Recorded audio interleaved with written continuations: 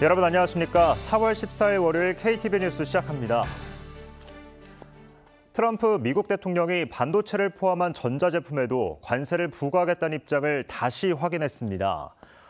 구체적인 내용은 다음 주 발표하겠다면서 일부 기업에 대해선 유연한 조치를 시사했습니다. 신국진 기자의 보도입니다. 미국 행정부는 지난주 스마트폰과 컴퓨터 등을 상호관세 대상에서 제외했습니다. 일부에서는 시장의 우려에 한 발 물러섰다는 분석도 나왔습니다.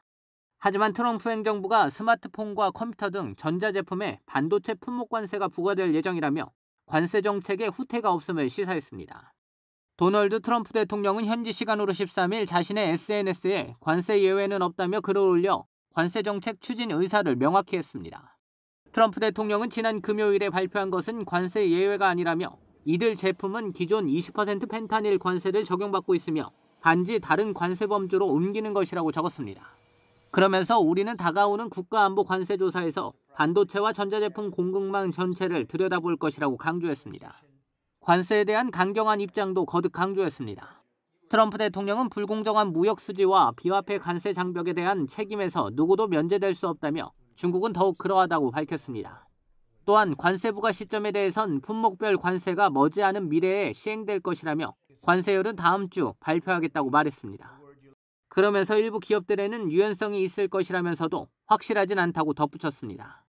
아이폰에 부과하는 관세 역시 곧 발표될 것이라며 일부 유연성은 있어야 할 것이라고 말한 것으로 알려졌습니다. 트럼프 행정부 관계자들도 잇따라 일시적 조치라고 선을 그었습니다. 하워드 러트닉 상무부 장관은 한 언론과의 인터뷰에서 상호관세에서 제외됐던 건 이 품목이 미국 국가안보에 너무 중요하기 때문이라고 설명했습니다. 또한 국가별로 협상에 들어가는 상호관세와 달리 반도체는 협상의 여지가 없다고도 강조했습니다. KTV 신국진입니다. 한덕수 대통령 권한대행이 통상과 재난 대응, 민생 현안 등을 아우르는 필수 추경안이 조만간 국회에 제출될 예정이라고 밝혔습니다. 한 권한대행은 국회의 전향적 논의와 신속한 처리를 기대한다고 강조했습니다. 문기혁 기자의 보도입니다. 한덕수 대통령 권한대행은 국무회의에서 추경안이 조만간 국회에 제출될 예정이라고 밝혔습니다. 재난재해 대응과 통상 AI 경쟁력 강화, 민생 지원 등을 위한 필수 추경안이라고 설명하며 신속한 처리를 기대했습니다. 어떠한 정치적 고려도 없이 오직 민생과 국가 경제만 생각하며 추경안이 전향적으로 논의되고 신속히 처리될 수 있기를 기대합니다. 민생 경제법안 처리도 호소했습니다.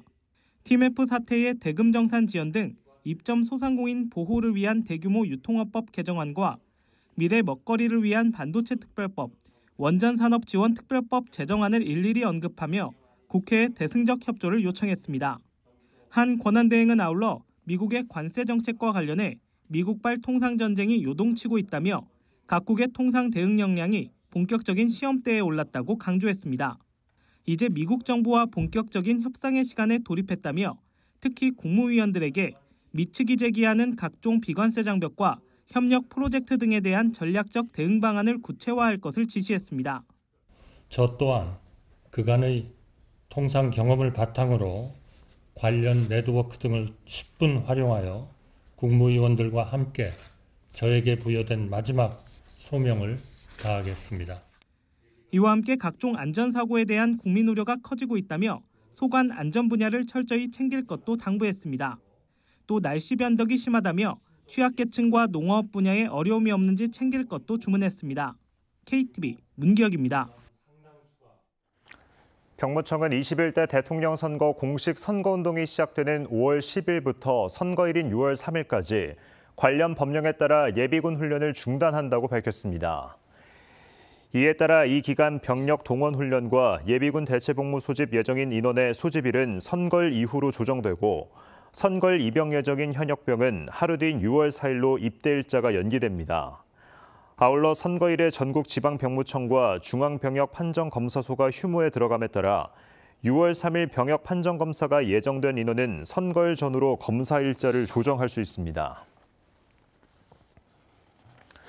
보건복지부가 의료 분쟁 조정을 조력할 환자 대변인을 오는 30일까지 모집합니다.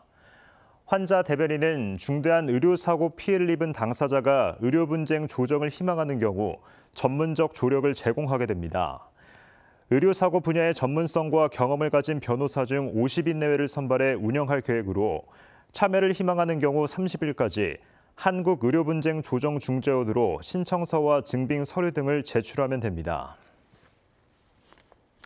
KTV 뉴스를 마칩니다. 저희는 내일도 국정 소식을 한 걸음 더 빠르게 전해드리겠습니다. 함께해 주신 여러분 고맙습니다.